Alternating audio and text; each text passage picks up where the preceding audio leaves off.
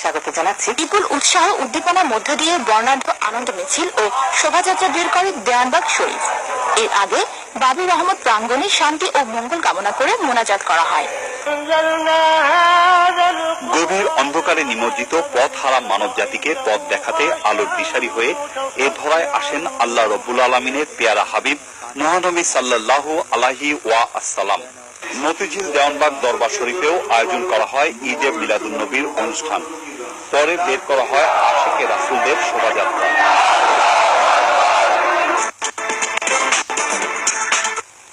এদিকে রাজধানীর মতিঝিল এলাকায় বাবে রহমত দেওয়ানবাগ শরীফে পবিত্র ঈদে মিলাদুন নবী সাল্লাল্লাহু আলাইহি ওয়াসাল্লাম উপলক্ষে আশিকে রাসূল সাল্লাল্লাহু আলাইহি ওয়াসাল্লাম সম্মেলন অনুষ্ঠিত হয়। এই সম্মেলনে বাংলাদেশের বিভিন্ন জেলা থেকে ভক্তরা যোগ দেন। সুফি সম্রাট হযরত দেওয়ানবাগী সম্মেলনের আখেরি মুনাজাত পরিচালনা করেন। এরপর বাবে রহমত থেকে আশিকে রাসূলগণের একটি বর্ণাঢ্য মিছিল বের করা হয়।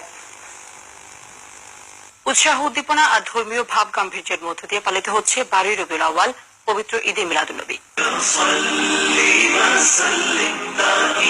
দিনটি ঘিরে তাই রাজধানীতে চলে নানা আয়োজন। ধর্মীয় ভাব গাম্ভীর্যের মধ্য দিয়ে পালিত হলো পবিত্র ঈদে মিলাদুন নবী। আরামবাগে দেওয়ানবাগ দরবার শরীফ সহ বিভিন্ন সংগঠন আলোচনা, মিলাদ মাহফিল ও বিশেষ দোয়ার আয়োজন করে। পবিত্র ঈদে মিলাদুন নবী উপলক্ষে রাজধানীর মতিঝিলে দেওয়ানবাগ শরীফে আশিকে রাসূল সম্মেলন অনুষ্ঠিত হয়েছে। দেশের বিভিন্ন জেলা থেকে আশিকে রাসূল ও মুক্তিকামী মানুষ এ সম্মেলনে যোগ দেন।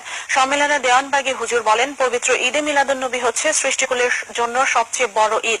আখেরি মোনাজাতের পরে একটি আনন্দ মিছিল বের করা হয়।